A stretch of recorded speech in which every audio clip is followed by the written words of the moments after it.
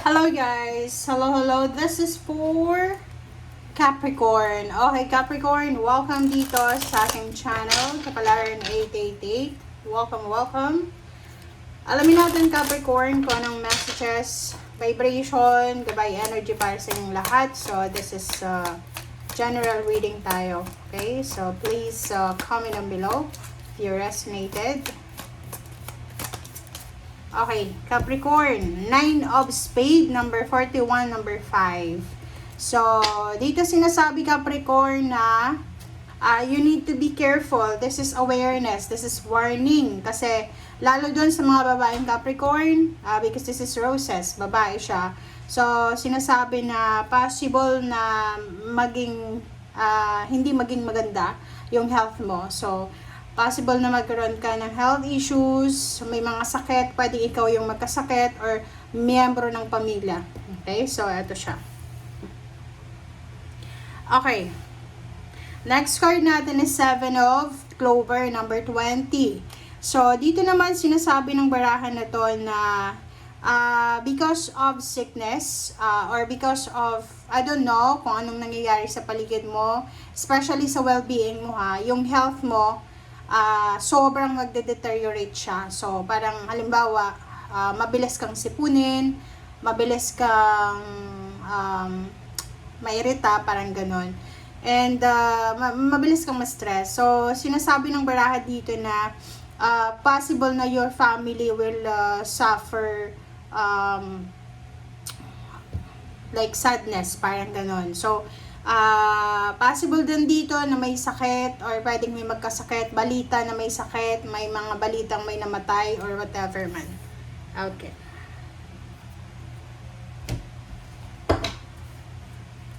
Okay, so let's check Capricorn.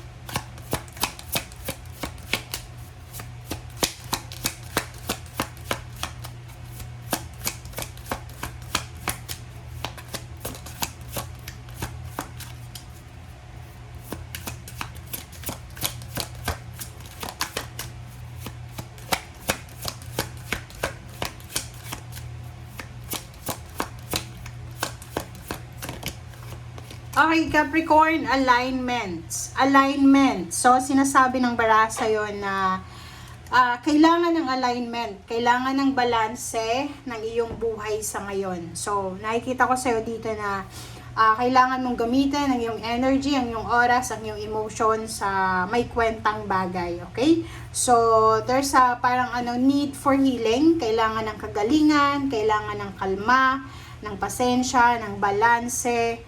Basta doon sa mga Capricorn na marami kayong pinagdaanan ng mga toxic na nangyari sa nakaraan, few weeks ago, few months ago. This 2 weeks na to na paparating, sinasabi na kailangan mong hanapin yung alignment, hanapin mo yung kumbaga kagalingan, clarity, or whatever man na solusyon or answer sa mga pinagdadaanan mo. Okay.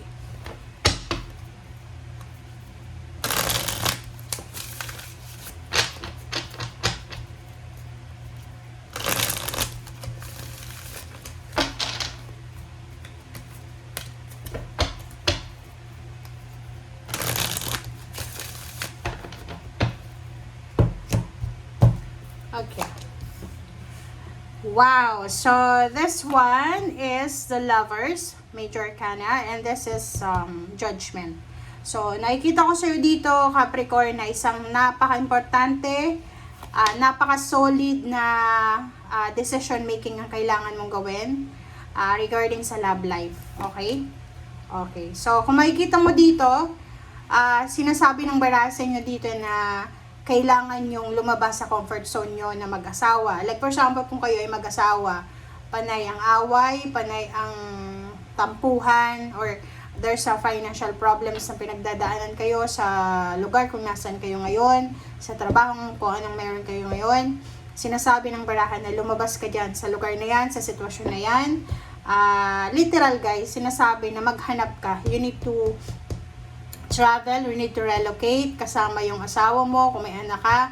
Yung parang halimbawa na mag-a-apply sa sarili mo yung saying na pag parang hindi naman tayo lahat dito sa mundo na parang ano tayo, like itinanim na puno. We have feet, okay, may paa tayo, meron tayong isip, meron tayong puso, meron tayong pangarap. So, gamitin mo yan para makaalis ka sa kung ano man na sitwasyon na mayroon ka. And, nandito yung strength. So, yung strength dito, this is parang ano sa'yo, this is a boost na sinasabi sa'yo, Capricorn, na maging matatag ka. Ihanda mo yung sarili mo, maging matatag ka, maging handa ka, maging confident ka sa tatahakin mo. Kasi sinasabi ng baraha sa'yo na kailangan mong makaalis sa kung ano man na hindi magandang sitwasyon na meron ka sa ngayon. So, hindi bed of roses ang dadaanan mo papunta doon sa kung saan man ang plano mong puntahan. So, kailangan mo ihanda ang sarili mo. Okay. As soon as possible daw to. Okay? Sinasabi ng baraha sa'yo dito na kung ikaw ay single, looking for a relationship, wag agad-agad kayong magpapakasal. Iwasan nyo yung pagpapakasal sa 2 linggong ito. Pag-uusap tungkol sa engagement or pagpapakasal. Wag kayong magpapatayo ng bahay, magpaparenovate ng bahay sa 2 linggong ito. Huwag kayong magplano ng selebrasyon sa 2 linggong ito kasi posibleng hindi matuloy yan. Okay? So, much better na planuhin mo siya starting May.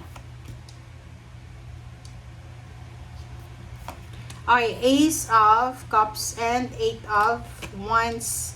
Wow. So, kung makikita mo dito, ang nakikita ko sa'yo, posible na isang travel. Like for example, kung ikaw ay OFW, yung pag-uwi sa Pilipinas, siya yung posibleng isa sa magdadala sa iyo ng motivation. Kumbaga, yung plano mo na pag-uwi sa Pilipinas, yung plano mong pag-uwi ng probinsya, yung plano mong pagre-relocate, siya yung magdadala sa iyo ng sobrang satisfaction.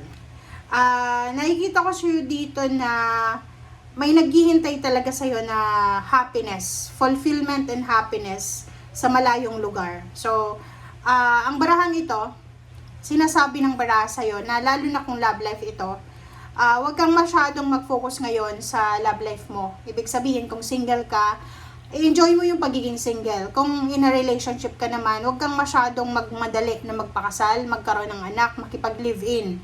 Ang sabi ng baraha sa'yo dito, kasi may naghihintay na mas magandang buhay sa likod ng sitwasyon mo sa ngayon. So, hindi naman natin sinasabi na kung boyfriend-girlfriend mo pala ngayon, hindi yan sigurado na siya yung magiging asawa mo. Kasi there's something na nag-aantay sa'yo sa future. Okay? Thank you guys. Bye!